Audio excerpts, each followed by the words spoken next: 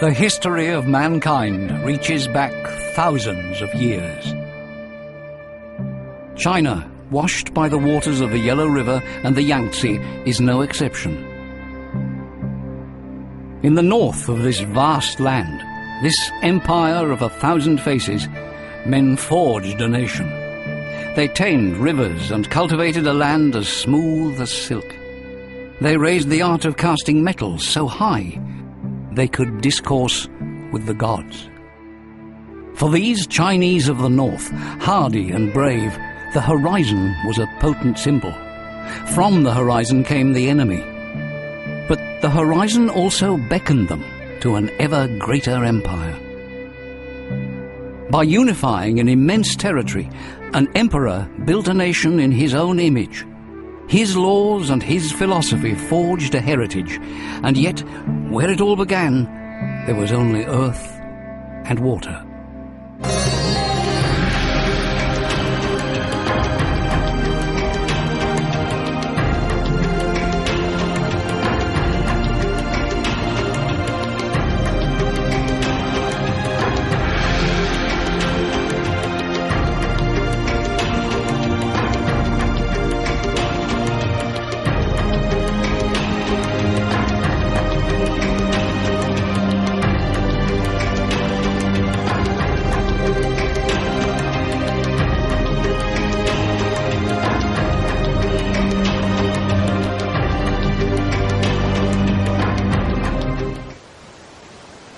He takes the sky as his road, the earth as his chariot, the four seasons as his horses.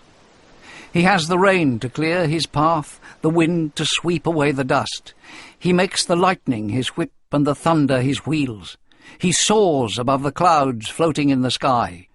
He is the magnificent Feng Yi, god of the Yellow River. This endless yellow earth has travelled a long way. It is loess, fertile sedimentary dust carried by the wind from the deserts of Central Asia. Entire villages depend on it for their food. In winter, when the wind tries to rip this natural treasure from the hillsides, the peasants try to stabilize the soil, for the loess is as fine as it is soft, and the slightest gust forces it to continue a journey that it started a long time ago.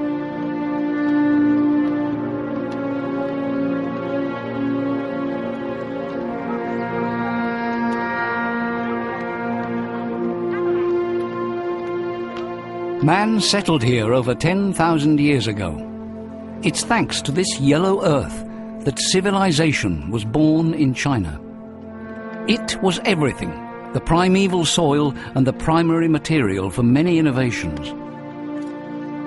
No other civilization is so totally associated with the earth from which it was born. In stormy weather, the water that streams from the northern plateaus dissolves the loess.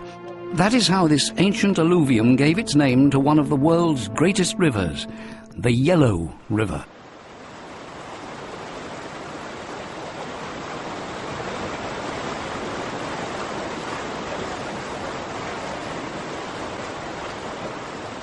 China covers over 10 million square kilometers between the Yellow River and the Yangtze. It was there that Chinese civilization was born.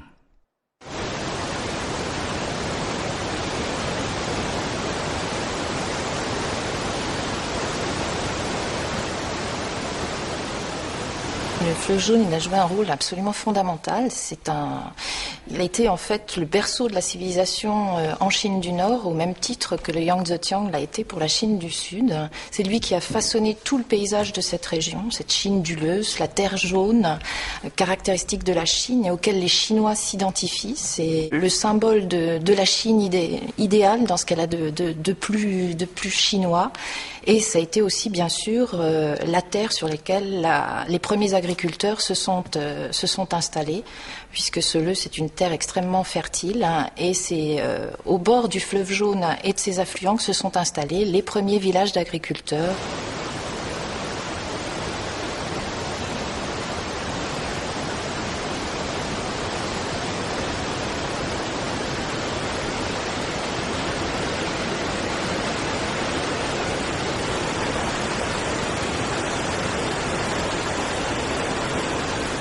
Aujourd'hui, ce paysage de la Chine du Nord irrigué par le fleuve Jaune ressemble à une grande plaine semi-désertique, jaune, bordée de terrasses de lœss. Mais aux alentours de 6600, 4000 avant notre ère, il faut imaginer au contraire une vaste forêt de feuillus qui couvrait à peu près toute la Chine du Nord jusqu'à la limite de la Mongolie. From the time the first human communities settled here, they cleared the forests on these plateaus. This deforestation destroyed several thousand square kilometers of woodland. 3,000 years ago, trees and shrubs formed 80% of the region's landscape. Today, they account for only 5%.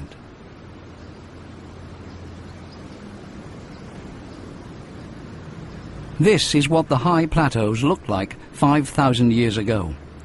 Here in Huangling, the primeval forest was preserved by Imperial decree. It is still forbidden to cut down these trees.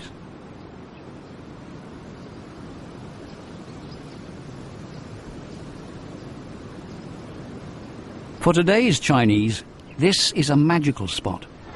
It preserves the memory of the past. According to legend, trees were planted here by emperors from the first great dynasty, the Shang, more than 3,500 years ago.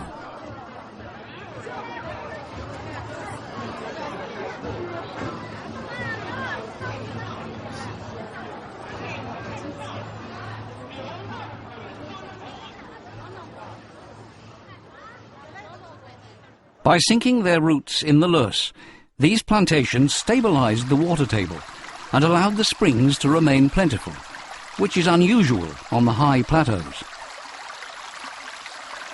The splendor of the first dynasties rested on wood. The civilization drew its vital force from wood. Its artists perfected their techniques thanks to wood.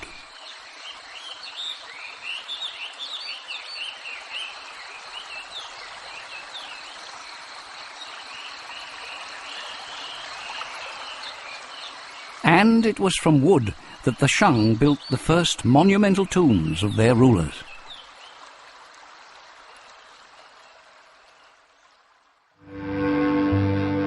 In 1928, a few kilometers from the city of Anyang in Henan province, archaeological expeditions made a series of discoveries that would revolutionize our knowledge of ancient China. For the first time, sumptuous tombs proved the power of the state in northern China 1600 years before Christ. The digs quickly spread to cover the whole vast region.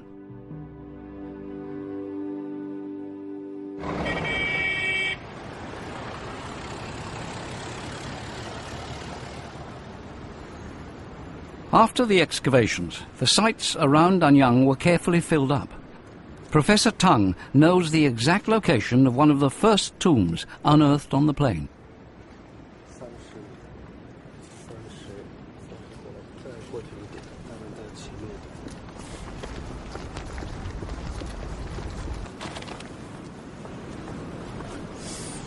This is the 1500号墓的当时的发掘的情景。现在这个照片是从南往西北拍的，所以这个墓我们这么看，这个地方是墓室，从这个方向过去，这是北墓道，大概就在那个位置。北墓道长22.6米，将近23米，墓的深度呢，从这下去是13米。现在因为地表有1米深，现在是14米了，当时是13米深。大概这个方向就是这么一个方向，从那过来。这些墓葬在历史上多次被盗，但是仅仅从剩下的一些物品里头，还有从这个完整的完美的这个王陵的结构里头，我们可以想象中国3000年前的殷商文明灿烂。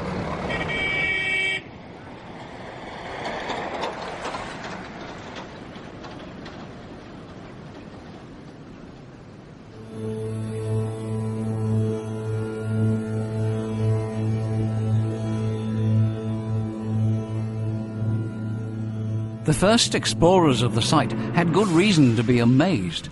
They had discovered a huge cruciform tomb. The longer arm stretched north-south for 82 meters, and the shorter ran east-west for 53. Building the monument must have been a colossal enterprise, requiring a solid grasp of abstract geometry.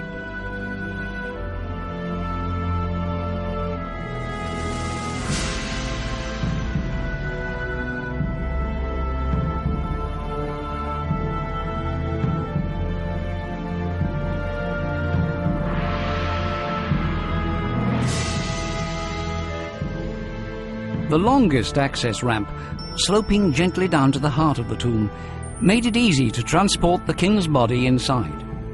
In the centre of the tomb was the king's final resting place. This is where his sarcophagus was laid, together with that of the wife he had chosen to accompany him on his final journey. Around the royal remains, the archaeologists found hundreds of bronze objects, vases, pottery items, and various utensils of jade. These were intended to serve the deceased in the afterlife, though some of the jade items were used to put victims to death during human sacrifices.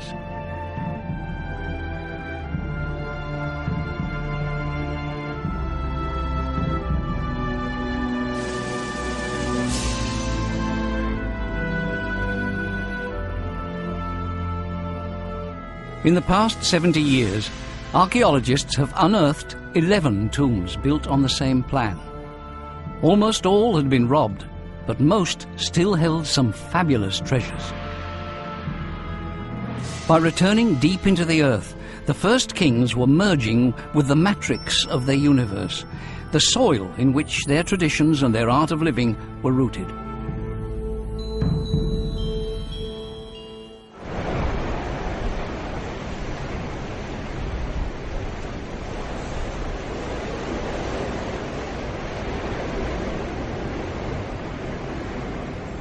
"3,600 years ago, near the city of Qinzhou, fields of millet, wheat and soy covered the banks of the Yellow River. Further north, the traveller entered barbarian lands populated by pastoral nomads who were trading partners of the Yellow Earth peasants.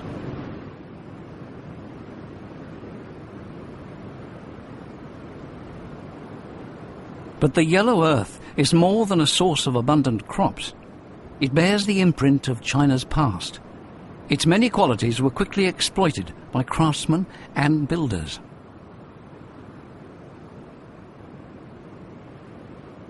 Le Leuce a conditionné l'évolution de la civilisation chinoise à plusieurs égards.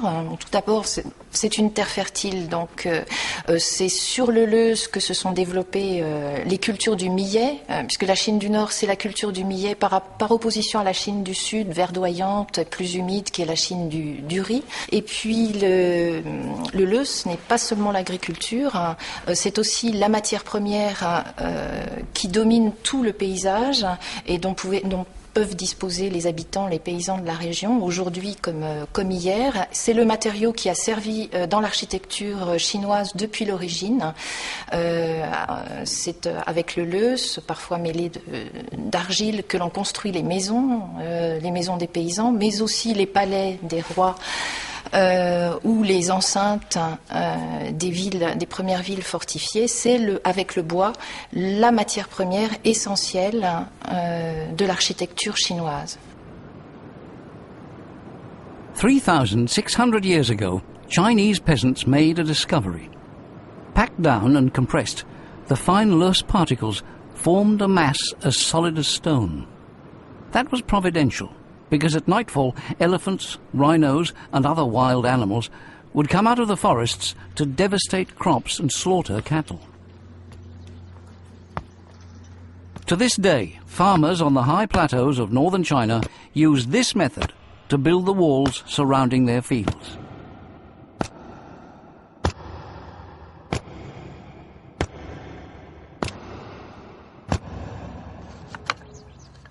The earth is painstakingly packed inside a wooden frame. It dries as hard as brick.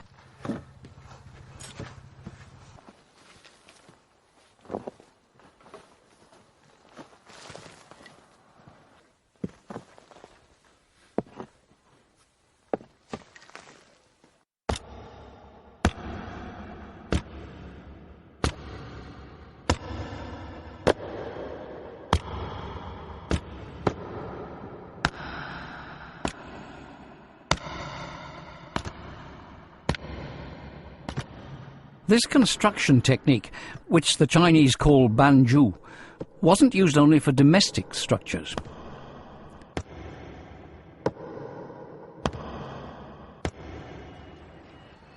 These earth walls in the modern city of Chungzhou, on the banks of the Yellow River, are over 3,000 years old.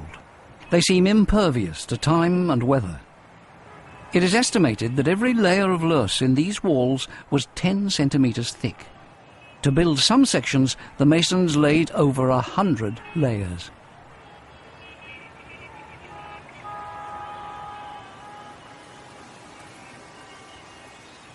It's difficult to imagine the patience and skill required to build this huge structure. The wall is 7 kilometers long, 9 meters high, and 20 meters wide.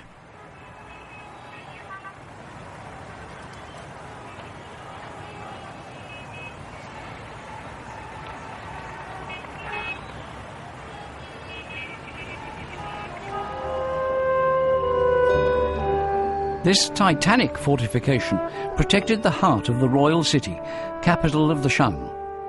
To build it, 10,000 workers laboured in continuous shifts every day for 18 years. It demonstrates the power and sophistication of a civilization that already had a pictographic writing system and highly developed methods of foretelling the future. It was also making its first astronomical observations.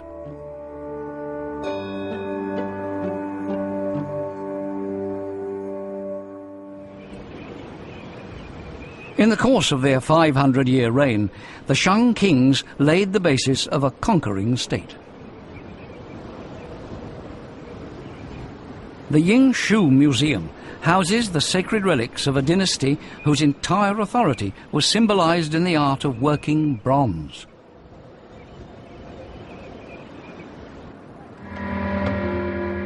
These bronze vases testify to past greatness. They are the messengers of a people who quickly learned how to take advantage of the tin and copper deposits around the Yellow River. No other ancient civilization reached the level of perfection attained by Shang craftsmen. In casting these ceremonial vases, they were simultaneously serving their gods and their king. The Shang kings commissioned the vases to reinforce their power and reaffirm their relationship with the heavens. The Tao Ti, complex arabesques that decorate the vessels, reveal the relationship the Shang had with their gods. The intricate patterns and angular projections form the stylized face of their deities, simultaneously feared and worshipped.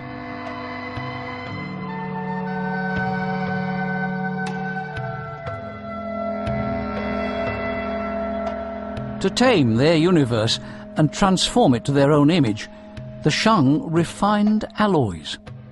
Metalwork was at the heart of their material and spiritual development.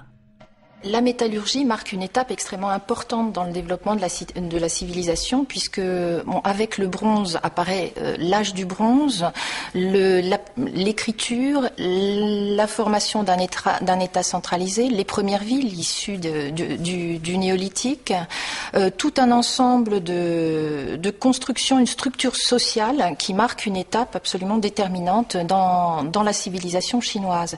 Et c'est aussi à travers la maîtrise de la métallurgie que les souverains chinois vont acquérir la force et le pouvoir qui va leur permettre d'étendre leur territoire, voire d'entrer en conflit les uns avec les autres et d'étendre leur foyer de civilisation.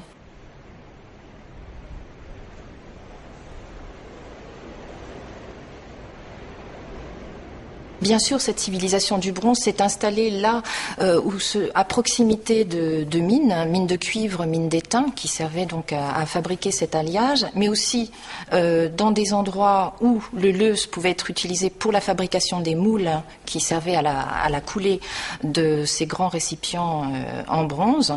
Il fallait aussi la présence d'eau et de bois, justement, pour que cette métallurgie puisse se développer. Et si l'on regarde la carte, on s'aperçoit que justement ces premiers foyers de la civilisation du bronze correspondent aux zones riches en minerais, en eau et en matières premières.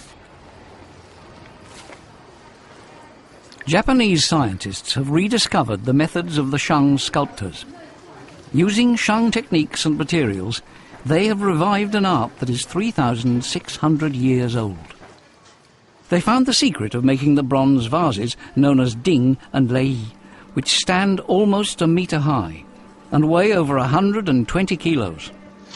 The secret was in the loess that's used to make the huge moulds. Master Mitsuru Kashi has recreated the art of transforming loess into clay. Once the loess is mixed with water and kneaded, it accepts the exact imprint of the original moulding. The plates fit to the millimetre. To put it all together requires hours of patient work.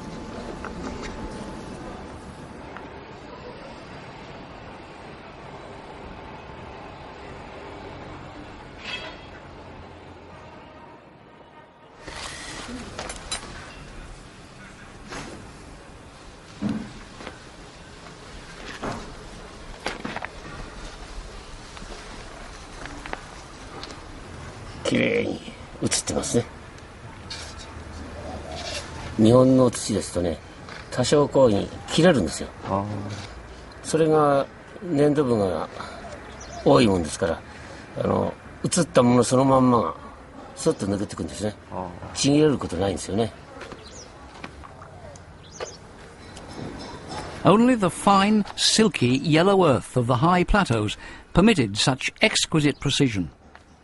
Delicate arabesques covered each piece like a negative imprint of the cosmology of northern China. The fertile soil that allowed civilization to take root and grow on the banks of the Yellow River also served art and religion. In this bronze lei, the ruler would offer wine to the gods, symbolizing his union with the celestial forces whose favor he was trying to win. Today, Japanese craftsmen are trying to revive this art. The mould is fired for 8 hours. Then the sculptors pour in molten metal heated to over 1,000 degrees centigrade. Only yellow earth moulds can tolerate such a high temperature without cracking. When the metal is poured, the inside of the mould becomes as hard as rock, imprinting every detail on the metal. The craftsmen have to use chisels on the mould to get the vase out.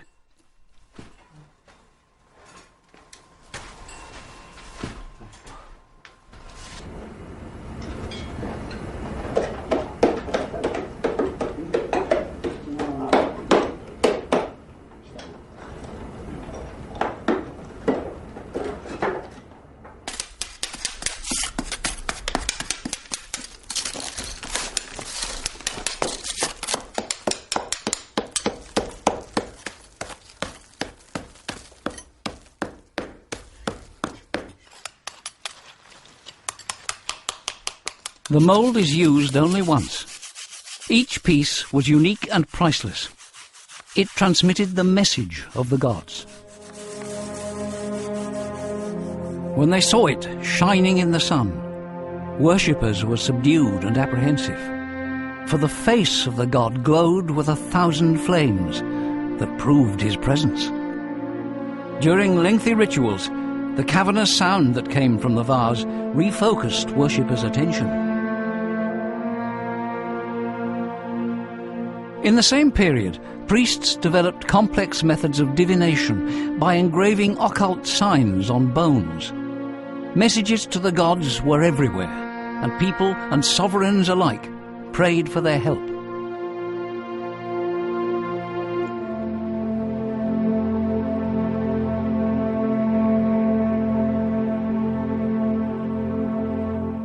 Le bronze, tout d'abord en tant que matériau, c'est le matériau de l'élite. C'est le symbole du pouvoir et du rituel. Donc il est un reflet de la société extrêmement important.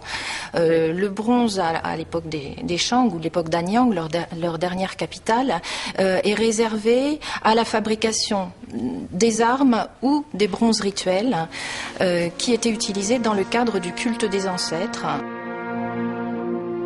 The dragon stares into eternity. This vase, called Sigon by believers, contained wine offerings made to the gods during lavish ceremonies. The ruler regularly summoned dancers and priests to huge banquets in honor of the gods. There, the bronze became an intermediary between him and the divine. This exclusive relationship determined the fate of the kingdom. But only the prince could hear the voices that told him which path was correct and whether the rains would be propitious for the harvest. As part of the ritual, dishes and wines were brought from the four corners of the kingdom. The king offered them to the gods, then ate the sacrificial food to reinforce his spiritual power. The people watched through incense smoke as hundreds of dancers honored the gods and their king.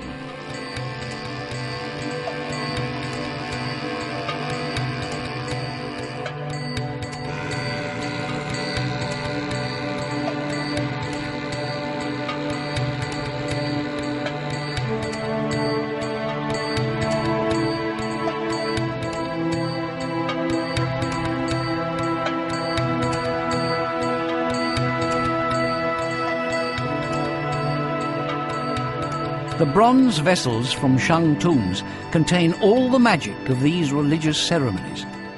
They are also witnesses to a vanished world. The fauna from the high plateau forests feature in slow procession: rhinos, elephants. So do mythical monsters, their gaping mouths devouring humans. The bronzes were worshipped by the Shang, but they also reflect their fears, for dark clouds often overshadowed their lives.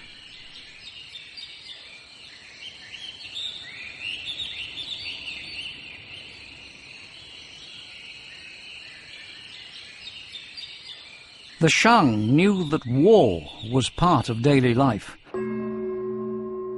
And bronze wasn't used only for ritual objects.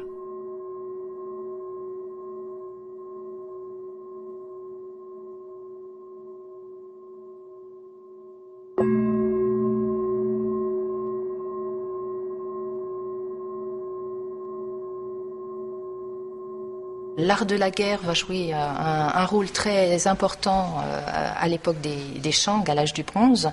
Et le bronze, donc ce matériau noble par excellence, va être utilisé aussi pour fabriquer des armes. Et ce qui touche au domaine de la guerre, puisqu'il sera utilisé aussi pour fabriquer les chars.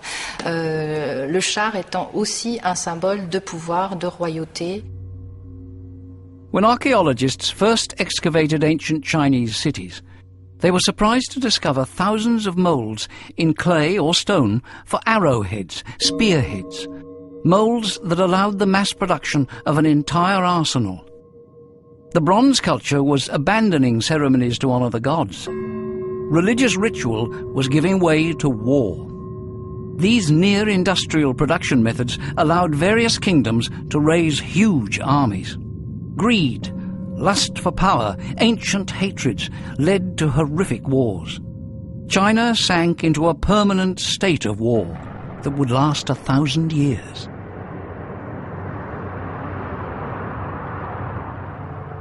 "3,000 years ago, the Shang Empire was attacked by its Zhou neighbors and collapsed. The city of Anyang was sacked. The great kingdoms were now split into tiny, independent, rival states. And yet, in this chaos, rival courts competed in creativity. Out of the void, new representations of the universe emerged. It was the age of Confucianism and Taoism. On vases, human beings replaced the gods. Women collect mulberries. Musicians play their instruments, women dance, while men prepare for war.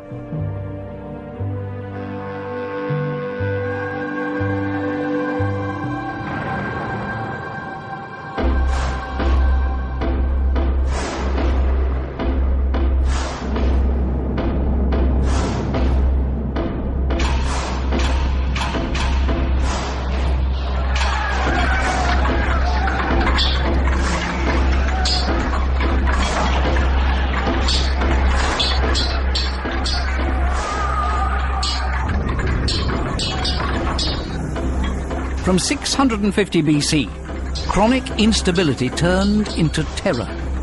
Ruthless adventurers replaced aristocratic warriors. Skirmishes gave way to full-scale battles. Cities burned and blood flowed. The excavation of a battlefield near the city of Yingshu revealed the fate of the vanquished. It unearthed 1,500 graves, with 5 skeletons in each one. 7,500 men had been beheaded. The winner of the battle wanted to prevent their return from the next world.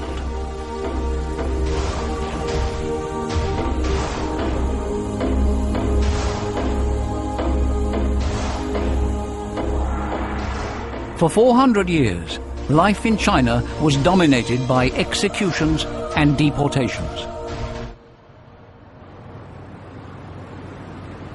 The mountains of southern China, a huge contrast with the bare plateaus of the Yellow River Valley.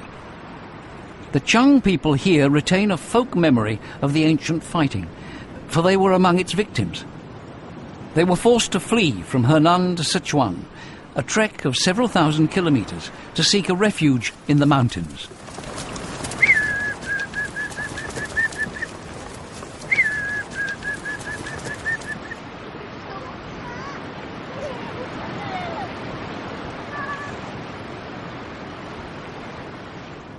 To quell their fear of a surprise attack, the Shang built high stone towers that guard the mountain passes to this day.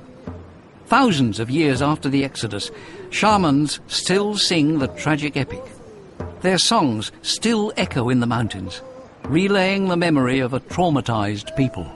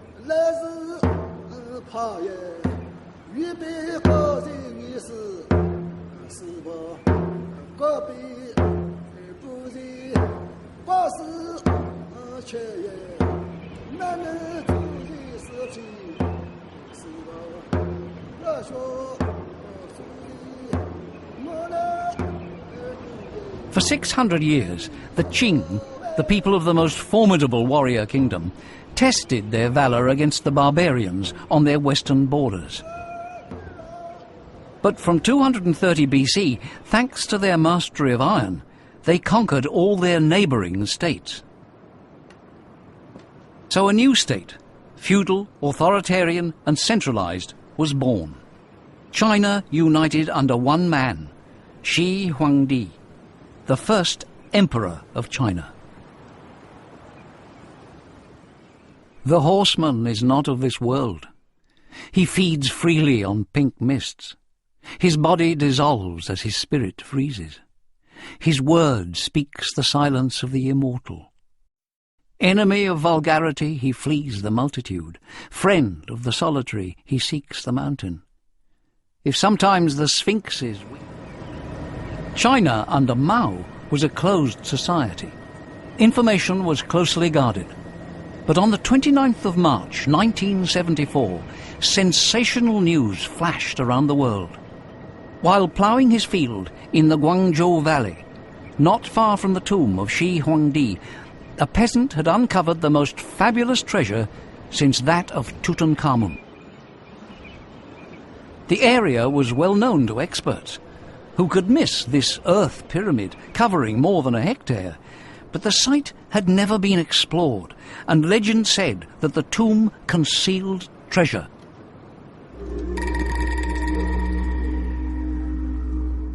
To the east of the tomb, the plough had uncovered life-sized human figures.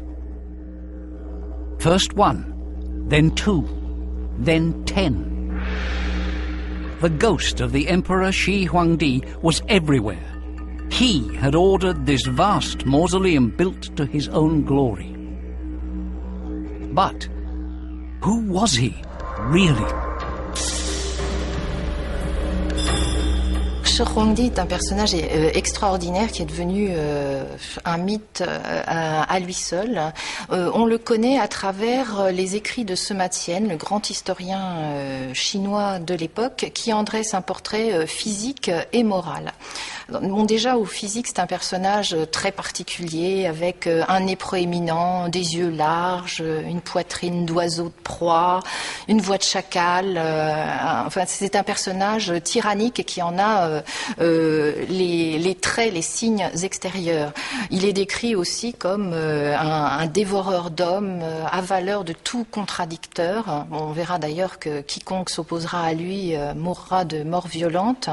C'est ainsi que finiront aussi les anciens livres, les classiques chinois qui n'entraient pas dans ses vues seront brûlés lors d'un grand autodafé. C'est aussi un mégalomane d'une certaine façon, quelqu'un qui se veut au centre du monde.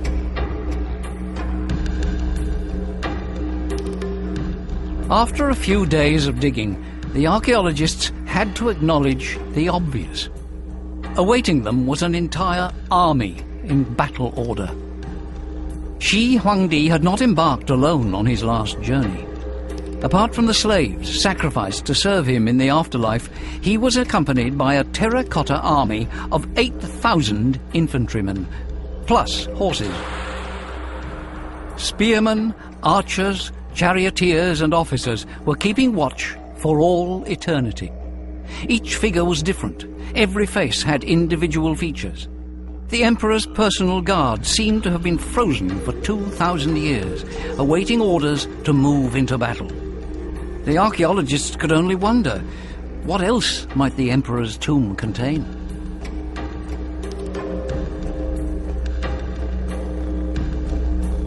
The tyrant's megalomania was frightening, and yet there was one thing he feared. Qin Shi Huang a toujours été obsédé par la mort.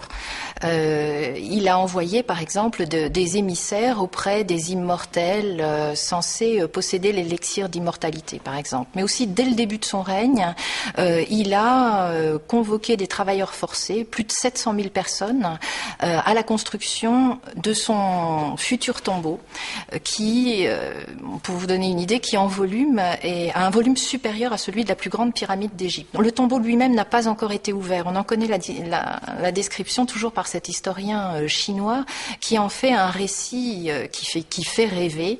Ce tombeau est conçu comme un immense palais souterrain, mais aussi une copie, un microcosme du monde. Qin Shi Huangdi aurait voulu qu'il soit représenté le ciel, il y aurait eu une voûte avec une représentation des étoiles du monde céleste, mais aussi les 100 rivières faites en mercure, des systèmes un mobilier d'une richesse extraordinaire, des systèmes de protection très sophistiqués avec des arbalètes, des flèches automatiques qui seraient déclenchées à la moindre tentative d'effraction. Et ce mausolée n'a pas encore été fouillé.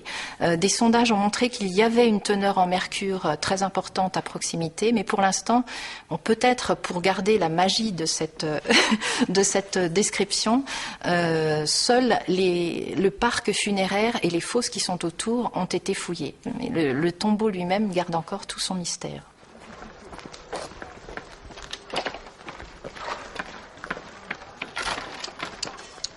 In August 1998, archaeologists made a new discovery at the foot of the mausoleum.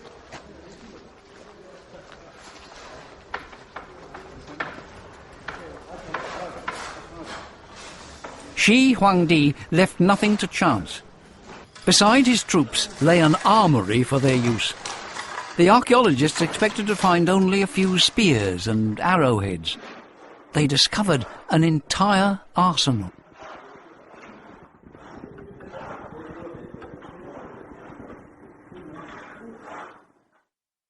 As well as weapons, there was armour of exceptional quality. No one had ever seen anything like it. It was made of stone. 也是完全不一样的。这是一件铠甲的这么一个部位，这么一个部位，就是每个甲片呢，它就经过非常仔细的打磨。根据我们做的实验呢，就用我们现在所想象的这些工具加工起来的话呢，做一领铠甲，可能用一个人的话需要100天。现在就是根据我们这个一种初步的推测，如果说这个整个这么13000平方米这个陪葬坑呢，全是铠甲的话，那么至少超过5000套。这5000套呢，我们当时就算了一下，一个人的话，可能得了3000多天，3000多天就是10年时间，一个人需要10年时间。A complete suit of the armour has 612 slate plates, each one made to fit perfectly.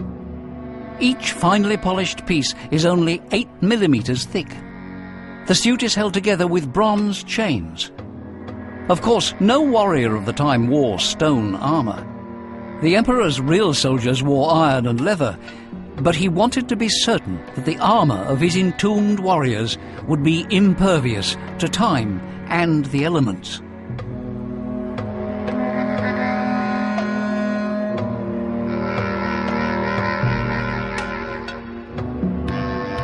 Only a terracotta army, immortal and subterranean, could wear such splendid armour.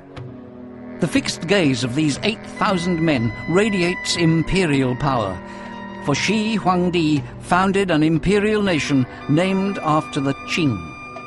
China was born.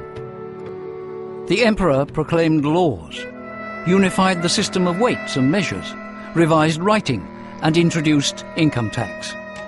In the north, hundreds of thousands of workers began a mammoth project, a great wall over 2,400 kilometers long, designed to hold back the hordes of barbarian horsemen. China became the country at the center of the world. Zhongguo, the Middle Kingdom. According to legend, Shi Huangdi also had a colossal dam built on the Guanzhong plain. It was called Zhongguochu.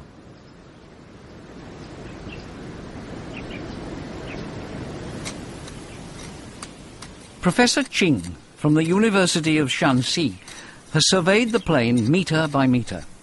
He has gone up the river and travelled back in time.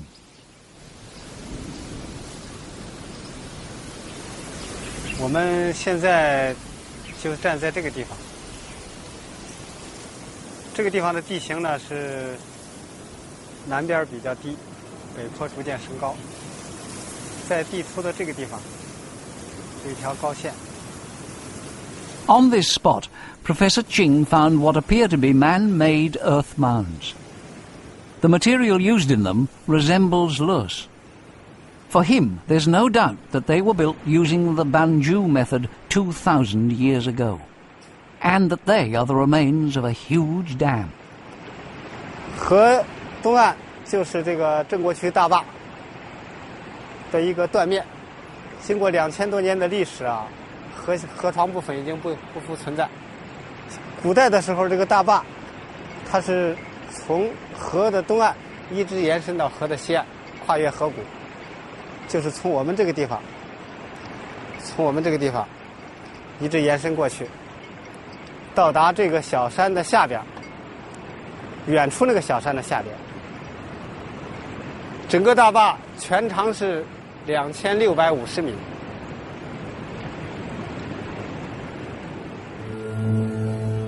So legend proves to be true. Shi Huang tamed the rivers and built canals.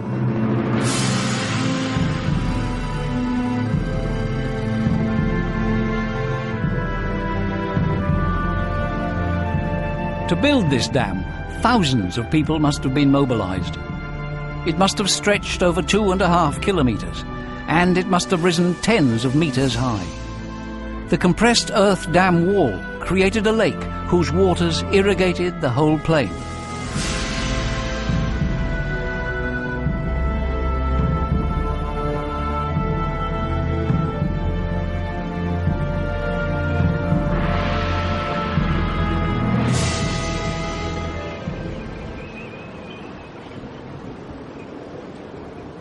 It was the quality of the loess, as well as the use of iron tools, that made it possible to build this gigantic monument. The soil of the first Chinese peasants, who lived many centuries before Shi Huang was still used in building his imperial monuments.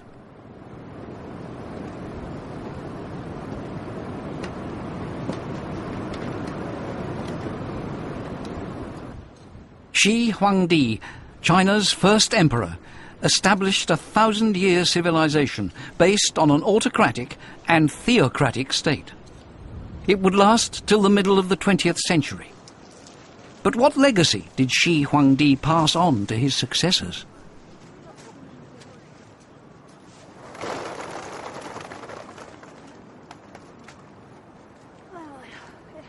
Ce premier empereur a d'abord créé un nouvel ordre après le chaos, qu'il a créé aussi toute la structure administrative de ce qu'allait devenir la Chine par la suite, avec une division en préfectures, en districts, l'unification des systèmes d'écriture, des routes, une unification des poids, des mesures, donc qu'ont été mis en place en fait tous les éléments fondateurs d'une nouvelle phase de civilisation qui a été reprise ensuite par les Han, la dynastie suivante, et puis par d'autres dynasties, mais qu'on a là en germe, en tout cas, les principaux fondements de cette civilisation chinoise de la Chine d'aujourd'hui. From then on, China was unified from north to south, from the green mountains of Sichuan to the arid plateaus of the north. And a good part of China's epic history was written thanks to its yellow earth. Today, China has over 1 billion people, and some modern Chinese have returned to the yellow mountains of the north to plant trees. Entire villages regularly plant apricot trees on the high plateaus because they can survive the region's harsh weather.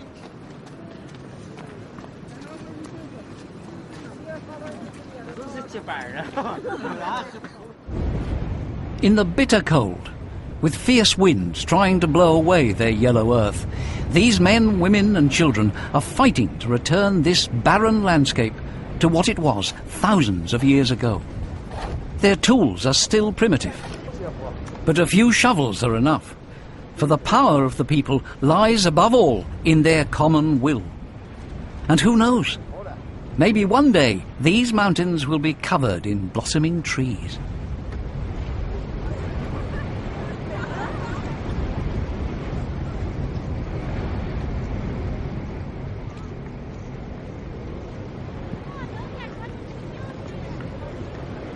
"4,000 years have passed. 4,000 years of development, war, dictatorship, and revolution. Chinese civilization today is at once removed from and close to its past. Even with its face set resolutely toward the future, China still encounters the memory of ancient times every step of the way. But China's strength lies in its ability to unite to overcome the obstacles. 4,000 years of turbulent history have taught the Chinese to close ranks in the face of adversity. It's as if the magic of time has allowed an entire people to acquire the qualities of the earth in which their roots are planted. The ageless, yellow earth.